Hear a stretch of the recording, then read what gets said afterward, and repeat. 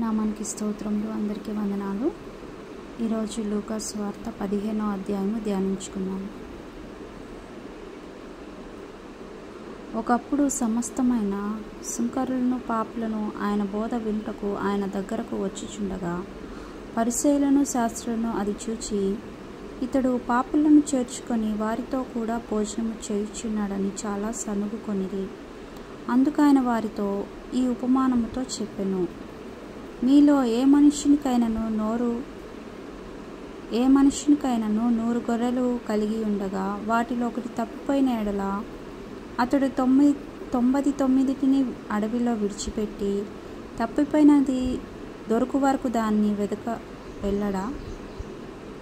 అది దొరికినప్పుడు సంతోషముతో దాన్ని తన భుజము మీద వేసుకొని ఇంటికి వచ్చి తన స్నేహితులను పొరుగు వారిని పిలిచి, మీరు నాతో కూడా సంతోషించుడి, తప్పిపోయిన ఈ నా గొర్రె దొరికినందని వారితో చెప్పును కదా. అటువలే మారు మనసు అక్కరలేని 99 మంది నీతిమంతుల విషయమై కలుగు సంతోషము కంటే మారు మనసు పొందు ఒక పాపి విషయమై పరలోకమందు ఎక్కువ సంతోషము కలుగును. ఏ స్త్రీకైనను 10 వెండి నాణములుండగా వాటిలో ఒక నాణము పోగొట్టుకుంటే ఆమె దీపము వెలిగించి ఇల్లు ఊడ్చి అది దొరకు వరకు జాగ్రత్తగా వెతకదా?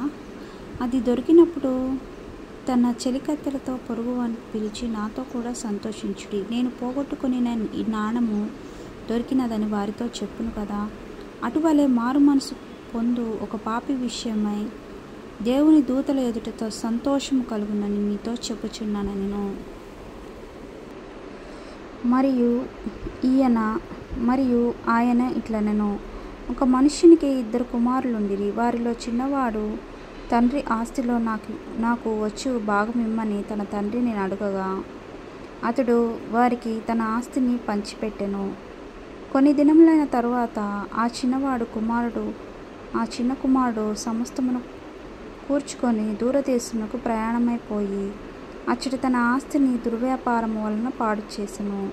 అదంతయు ఖర్చు చేసిన తర్వాత ఆ దేశమందు గొప్ప కరువు రాగా వాడు ఇబ్బంది పడసాగి వెళ్ళి ఆ దేశస్థులతో ఒకని చెంత చేరెను. అతడు పందులను మేపుటకు తన పొలంలోనికి వాణ్ణి పంపెను.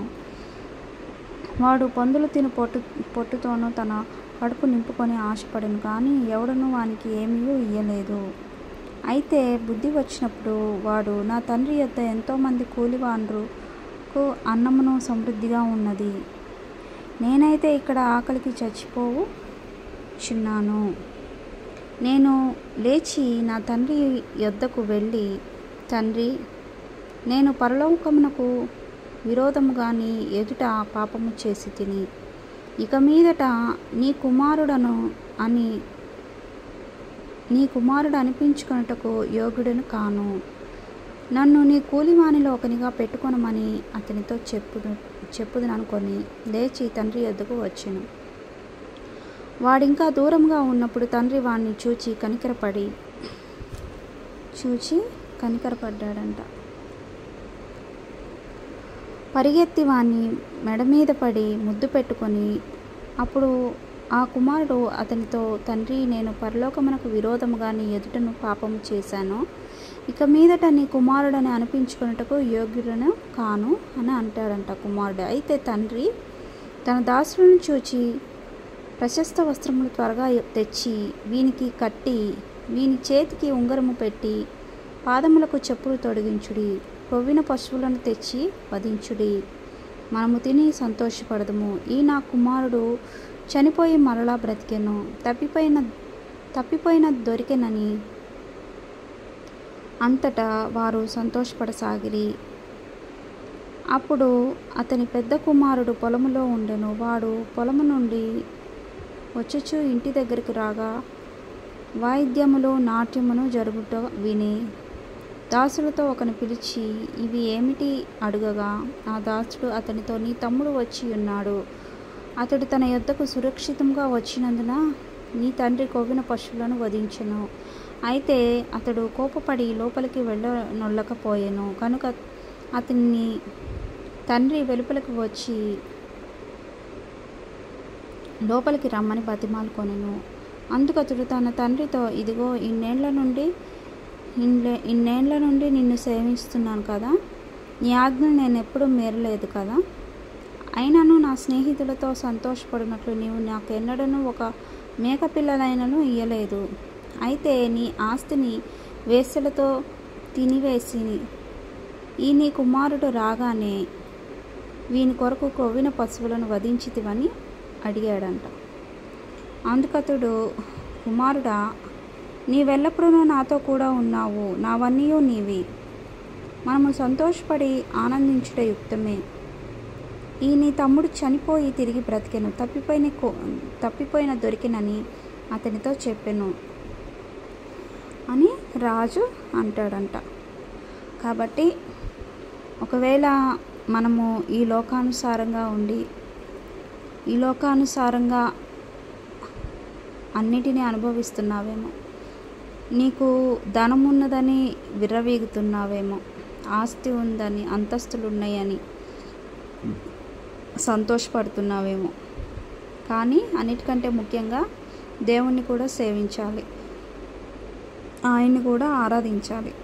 కాబట్టి ఒకానొక రోజు ఈ ఆస్తి, అంతస్తులు, ధనము అన్నీ పోవచ్చు. కానీ అవన్నీ పోయినా దేవుడు మాత్రం నిన్ను విడిచిపెట్టడు. తప్పిపోయిన కుమారుడు తన తండ్రి యొద్ద నుంచి వెళ్ళిపోయి ఆస్తి అంతా తన భాగం తీసుకొని వెళ్ళిపోయి దుర్వ్యాపారాలు చేసి అంతా పోగొట్టుకొని ఆ దేశంలో కరువు వచ్చిందని పందులు తినే పొట్టు తిని కడుపు నింపుకునేవాడంట. కానీ తన తండ్రి ఉన్నాడని, ఆయన దగ్గర పనిచేసే వాళ్ళు కూడా తృప్తిగా భోజనం చేస్తారని అది గుర్తెరిగి తన తండ్రి వద్దకు వెళ్ళాలని నిర్ణయం తీసుకొని రాగానే తన తండ్రి దూరం నుంచే చూసి ఎంతో సంతోషపడతాడంట. నా కొడుకు నా దగ్గర నుంచి వెళ్ళిపోయి మళ్ళీ తిరిగి వచ్చాడు అని.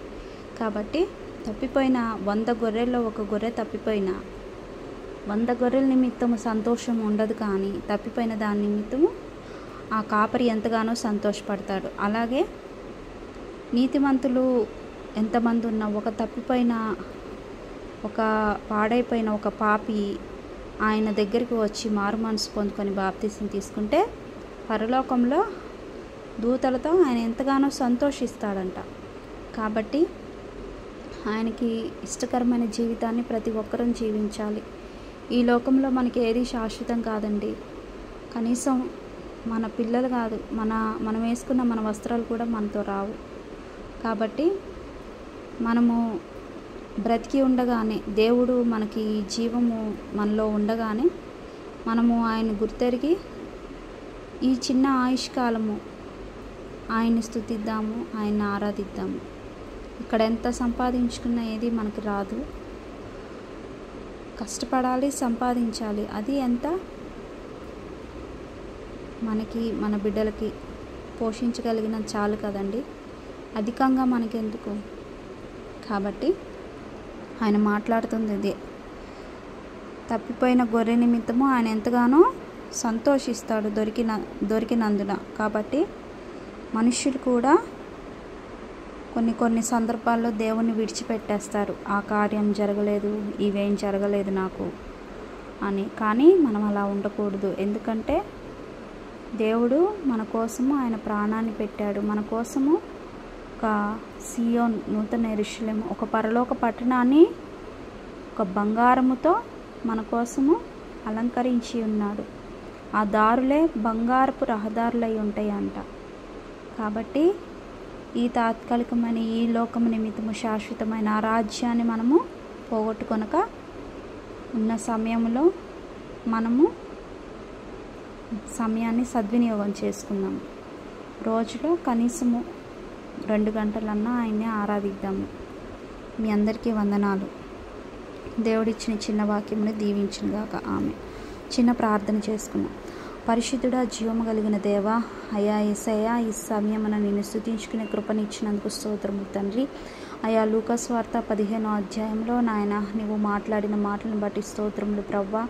యేసయ్యా, దయచేసి నాయన అయా మేము చేసిన తప్పులను బట్టి, మేము చేసిన పాపములు బట్టి నాయన అయా యేసయ్యా, అయా నాయన నీవు కల్వారి సిలువలో బలియాగం అయ్యావు తండ్రి. నీకు స్తోత్రములు, వందనాలు ప్రభా. దయచేసి నాయన నిన్ను దుఃఖపడే వారంగా, నిన్ను దుఃఖపరిచే వారంగా మేము ఉండకూడదు ప్రభా. అయా యేసయ్య, అన్ని విషయాల్లో నా తండ్రి నీకు మహిమకరంగా ఉండేలాగా సహాయం చేయండి ప్రభా. పరిశుద్ధుడా, తెలుసో తెలియక చేసిన తప్పులు పొరపాట్లను క్షమించండి ప్రభా. స్తోత్రములు చెల్లిస్తున్నానయ్యా తండ్రి దేవా. దయచేసి నాయన అయా యేసయ్య, తప్పిపోయిన స్థితిలో ఎవరైతే ఉన్నారో, ఎవరైతే నీకు దూరంగా ఉన్నారో, నిన్ను దుఃఖపరిచే స్థితిలో ఉన్నారో, దేవుడు లేడని వ్యర్థకరమైన మాటలతో మాట్లాడుతున్నాడో, ఇంకా నాయన యేసు నిజ దేవుడు కాదని నా తండ్రి ఎవరెవరైతే మాట్లాడుతున్నారో ప్రతి ఒక్క బిడ్డ మనోనేత్రములు తెరవండి. నీవు మాట్లాడండి, దర్శించండి తండ్రి. తప్పిపోయిన గొర్రె నిమిత్తము నీవెంతగానో సంతోషించావు తండ్రి. దయచేసి ఎవరైతే తప్పిపోయిన స్థితిలో ఉన్నారో తిరిగి మళ్ళీ నీ వద్దకు వచ్చేలాగా సహాయం చేయమని ప్రార్థిస్తున్నాను ప్రభా.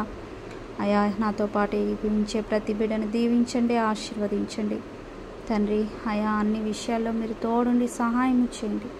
ఎవరెవరు ఎటువంటి అవసరతల్లో ఉన్నారో నీకు మాత్రమే తెలుసు ప్రభా.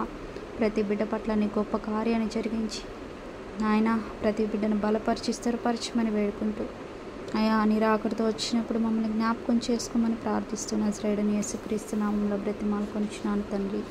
ఆమెన్. అందరికీ వందనాలు.